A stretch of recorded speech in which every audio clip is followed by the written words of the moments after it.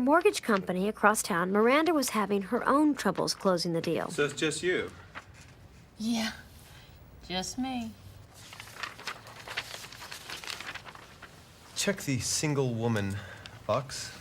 And the down payment's coming from your father?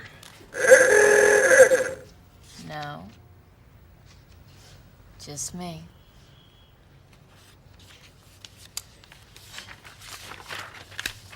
And check the single woman box. Actually, Daniel and we talked about that video a few weeks ago because I had to practically move here because of work entirely. And I moved here by myself. I mean, I'm not married. I'm not dating at the moment. I don't have a fiance anyway. And people, when they ask me if I got here by myself, it's just like, oh, but you're here alone. And it's like if it was something that it's impossible for a woman to do. So I was talking about this with Daniel, and then he showed me that video. And it's basically it, like something that it's impossible for a young woman to do by yourself. Moving to another city alone, not having a man. And that was the perfect video for the time because it was exactly the way I was feeling, you know? I think that your generation is probably the first to feel very comfortable doing things by yourself. I know that, I know a lot of your generation, you're quite happy to go to a restaurant or to go to a coffee shop and sit and have a burger or whatever, or a cocktail, or by yourself. Your generation is a lot more self-aware and self-confident. So I think that you're probably are you finding that it's older people that are asking you or that are surprised?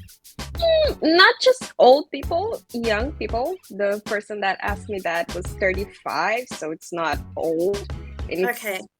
No, it it's very was something, young. it was something really awkward for me because we were in a barbecue, and it was just like, oh, but you move here alone? It was something so shocking for her. Oh, she's here by herself. She doesn't have a guy.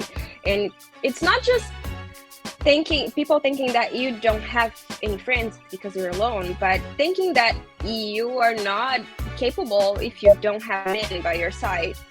Okay, yeah.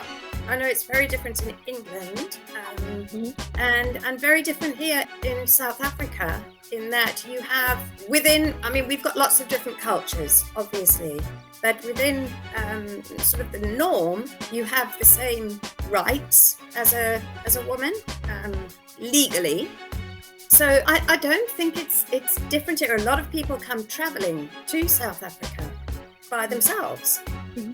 So I think we're quite used to that. People buy homes by themselves.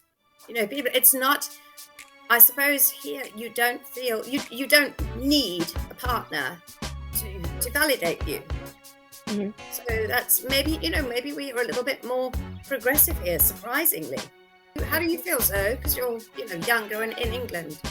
I feel that maybe they're scared for you in a little way, because a lot of the time as a single woman, when you're traveling alone or when you're moving alone, a lot of people think, oh, that's scary because maybe you're going to be home alone and someone's going to break in, or, you don't have a guy to protect you. So maybe they're looking at it from that sense as like, oh, that's scary. Like guys are going to attack you kind of thing. You don't have someone to protect you. Yeah. Mm-hmm.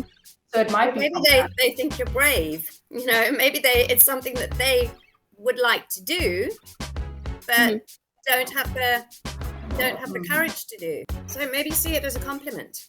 Yeah, I thought it that way too, but it's like, it's a bit embarrassing when people put you in that position, making that question, if you don't have a guy. It's awkward. And sometimes you're just like, okay, you don't want to really talk about it, Yeah, it's like quite a few friends of mine who have chosen not to get married. They might have partners, they might be straight, gay, it doesn't matter. They've chosen not to get married, and a lot of my girlfriends have chosen not to have children for whatever reason. But they will constantly be asked, oh, oh, aren't you going to have kids? Or, oh, shame, don't you have kids? So again, made to feel that their choices were wrong. It's stereotypes, isn't it? It's difficult to break away from the norm, I suppose. Yeah, it is. And it's kind of hypocrite too.